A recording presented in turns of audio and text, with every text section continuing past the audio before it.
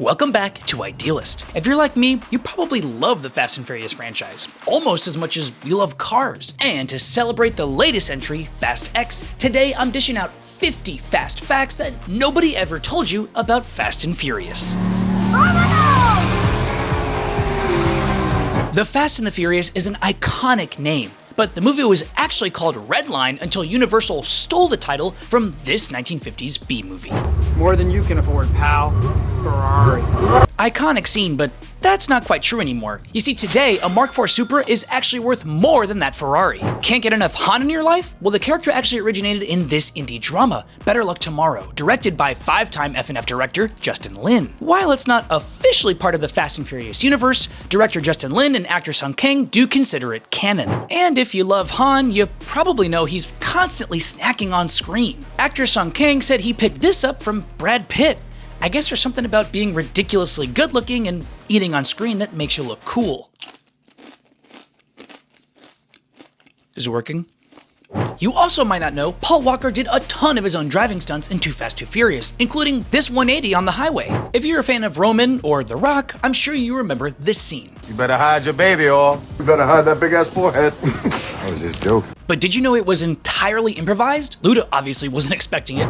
Without Fast and Furious, there'd be no Wonder Woman, sort of. You see, 2009's Fast and Furious was Gal Gadot's first movie. In fact, the studio had their doubts about her, but Vin Diesel fought for her because he realized she was a star in the making. In preparation for the first movie, the production team actually hung out at a bunch of takeovers and illegal street races, and the drivers must have impressed because some of those street racers actually ended up doing the stunts for the original film. Speaking of the first movie stunts, the inspiration for the Civics taking on the semi doesn't come from cars at all. In fact, it comes from this old Western movie. It's almost like a shot-for-shot remake. Speaking of inspiration, the real-life drift king, Keiichi Tsuchiya, actually makes an appearance in Tokyo Drift. He's in this scene right here. I think it's only a matter of time before we get Lewis Hamilton in one of these movies. Even though Tokyo Drift came out way back in 2006, the 4th, 5th, and 6th movie actually all take place before the events of Tokyo Drift, and things only get caught up with Furious 7. Tokyo Drift also marked the return of Vin Diesel to the franchise, even though it was only like a tiny cameo right at the end.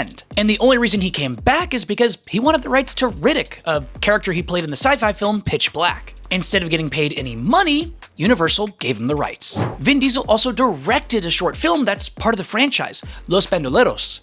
It's the same name as the song from Tokyo Drift. It acts as a prequel to 2009's Fast and Furious, and it also introduced Don Omar and Tego Calderon into the cast, two underrated characters. There's another short film that shows how Brian O'Connor ended up in Miami for Too Fast, Too Furious. It's like a weird little short film with no dialogue, but there is a Mark IV Supra. The Fast and Furious house in LA is a real house, which probably stinks for the people who live there, because it's become a major destination for film and auto enthusiasts. Now, we all know the Fast and Furious franchise is about three things: cars, Corona, and family. But this iconic scene where Vin toasts to the family is missing the Coronas. Like anime and video games? Please, please, please get a life foundation.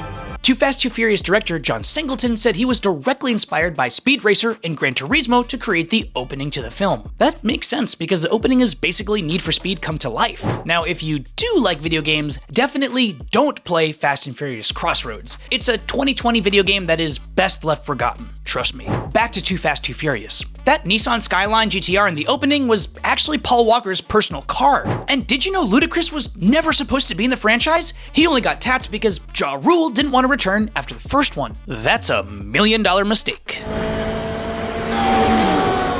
And speaking of that opening race, Suki's S2K is actually the same S2K that Johnny Tran drove in the first film, just with a different paint job, neon lights, and all that other stuff. Fun fact about Suki, she is portrayed by actress Devin Aoki, sister of DJ Steven Aoki, and they're both children of Rocky Aoki, founder of the Benihana restaurants. Also, he was a part-time speedboat racer. When Justin Lin was directing Tokyo Drift, he actually couldn't get any permits to film on the streets of Tokyo, so they filmed a bunch of scenes anyways. Universal even hired a professional fall guy to take the heat when the police eventually shut production down. The dude got arrested like 6 times.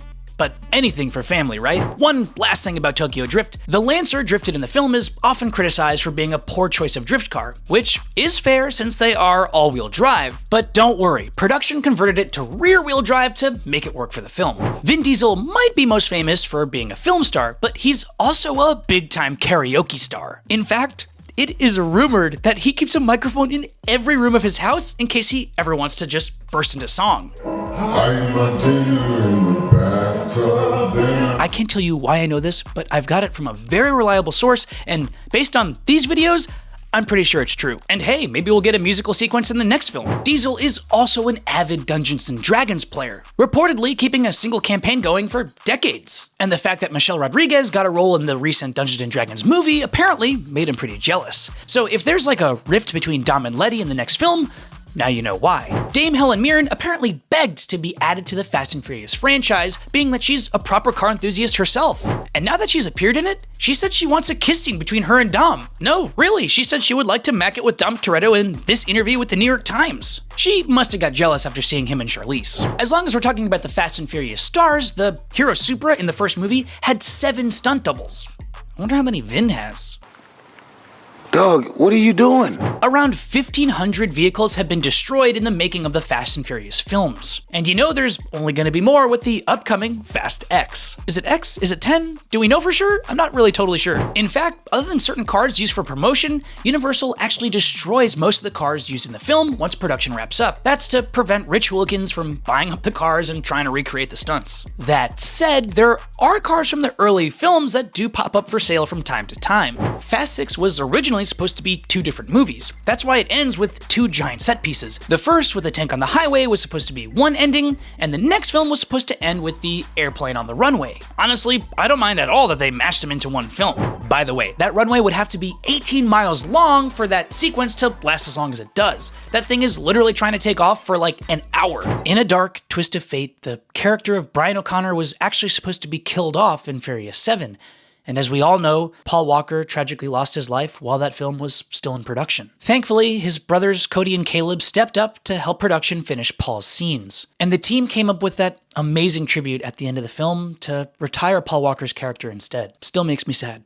On a lighter note, the Abu Dhabi triple jump from Furious 7 was actually analyzed by a real physics professor who determined that this might be one of the more realistic stunts they ever did in the franchise. And now, onto some F8 facts. Fate of the Furious marked the first time in decades that an American film production was able to shoot in Cuba. And that zombie car sequence in New York City took upwards of 100 stunt drivers. They should have called up Brad Travanei to do it. Roman's Lambos, Fate really did get kitted out to drive on ice. Actually, there were 3 different stunt ice Lambos, but only 2 survived. And for Jason Statham's return as Deckard Shaw, the actor refused to drive any car that didn't have a manual transmission. And if you agree, why not go check out these ideal Save the Manual Transmission t-shirts? Now we're going into F9 territory. So if you haven't seen it yet, spoiler alert.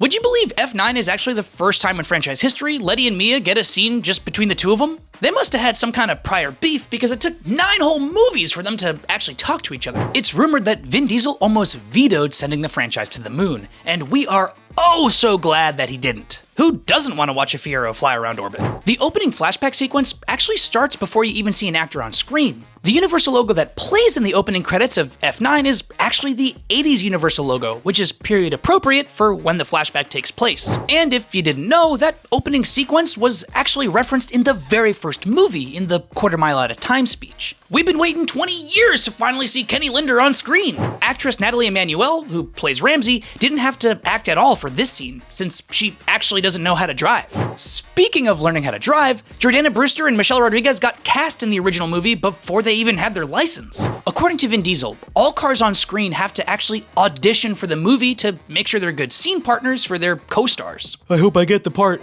In a fun callback, F9 was released almost 20 years to the day the original Fast and Furious came out, and if you're lucky like me, you actually got to go see the theatrical re-release of the first movie just before seeing F9. Now, the Fast and Furious franchise has always been open to fan feedback. And while yes, sometimes they're criticized for bringing back characters from the dead, I love that they brought back Han in response to the fan outcry. That's part of what makes the Fast and Furious such a mega franchise. Sure, they're cheesy, they're over the top, and they're not exactly accurate when it comes to real car stuff, but the series has grossed over $6 billion since its release way back in 2001. And now the 10th and 11th film are supposed to be the end of the road as far as the franchise is concerned, but I kinda hope they keep making them forever. And there you have it, 50 fast facts. Let me know which movie is your favorite down in the comments below, and also throw in your favorite line. Personally, I just don't think you can beat the original, especially that dude I almost had you scene. And as long as you're here, why don't you check out one of our other videos about the Fast and the Furious? Otherwise, I'm Garrett, this is Ideal, and whatever car you're granny shifting and not double clutching like you should, keep on living that ideal lifestyle.